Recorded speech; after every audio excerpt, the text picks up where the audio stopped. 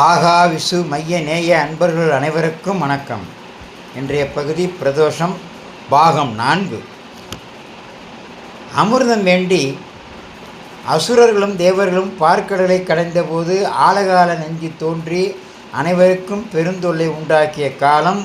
சிவன் அதை உண்டு ஒருவருக்கும் தீங்கு ஏற்படாது காப்பாற்றிய காலம். சகல தேவதைகளும் சிவசன்னதியில் கூடி ஈசனை வழிபடும் காலம். தங்களை காக்க எல்லோரும் ஈசனை வேண்ட அவர்கள் துன்பம் நீங்கி மகிழ சிவபெருமான் ஆனந்த தாண்டவம் ஆடிய காலம். எல்லாம் எப்போ 4 to 6 எல்லாம் சொல்லிகிட்டு இருக்கிறேன். ஈசனை வழிபட மிக சிறந்த காலம் பிரதோஷ காலம். சிவன் ஆளால விஷத்தை உண்ட நாள் சனிக்கிழமை. எனவே சனிக்கிழமை என்று வரும் பிரதோஷம் சனி பிரதோஷம் என மிகவும் சிறப்புடையதாகும். தோஷம் என்றால் குற்றம், பிரதோஷம் என்றால் குற்றம் இல்லாதது என்று பொருள். எனவே குற்றமற்ற இந்த பொழுதில் இறைவனை வழிபடுவதால் நம்முடைய தோஷங்கள் நீங்கும் என்றும் ஆன்றோர்கள் கூறுவார்கள்.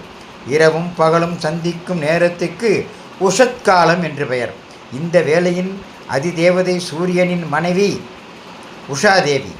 அதுபோல் பகலும் இரவும் சந்திக்கும் நேரம் பிரத்யுஷத்காலம். இதன் அதிதேவதை சூரியனின் மற்றொரு தேவியாகிய பிரத்யுஷா.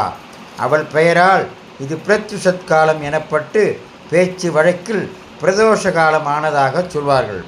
பிரதோஷ விரதம்னா என்ன? பிரதோஷ விரதம் சிவமூர்த்திக்கு உரிய பலவித விரதங்களில் முக்கியமானது.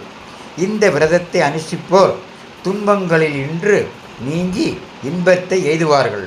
பிரதோஷ நேரத்தில் கடவுளை நினைத்து கொண்டால் கேட்ட கோரிக்கை பலிக்கும் என்பது நம்பிக்கை.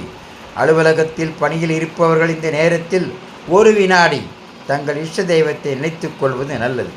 சரி, பிரதோஷம் 5 வகைப்படும். என்னென்ன தெரியுமா? நித்திய பிரதோஷம். இது தினமும் சூரிய அஸ்தமனத்திற்கு 3 நாழிகைக்கு, அதாவது 72 நிமிடம் 3 நாழிகைக்கு முன்னர் உள்ள காலகட்டத்தை குறிக்கும். 2வது பட்ச பிரதோஷம். இது வளர்பிறை திரையோதசி வரும். 3வது மாத பிரதோஷம். இது தேய்பிறை திரையோதசி என்று வரும். 4வது மகா பிரதோஷம். சித்திரை, வைகாசி, ஐப்பசி, கார்த்திகை மாதங்களில் சனிக்கிழமை கூடிய திரையோதசி நாளன்று இது வரும். ஆலகால நஞ்சை ஈசன் ஈன்றருள் இது கார்த்திகை மாத சனி பிரதோஷத்தன்று கருதப்படுகிறது. இதற்கு மாறாக ஆந்திராவில் வைகாசி மாதம் சனி பிரதோஷம் என்று கூறுவார்கள். 5வது பிரளய பிரதோஷம். இது பிரளய காலத்தில் வருவது. அப்போது எல்லாமே ஈசனில் அடங்கும். இதுதான் பிரதோஷத்தை பற்றியது. இந்த பிரதோஷத்தை என்னுடைய சிற்றறிவுக்கு எட்டிய வரையில் 4 பாகங்களாக வெளியிட்டுள்ளேன்.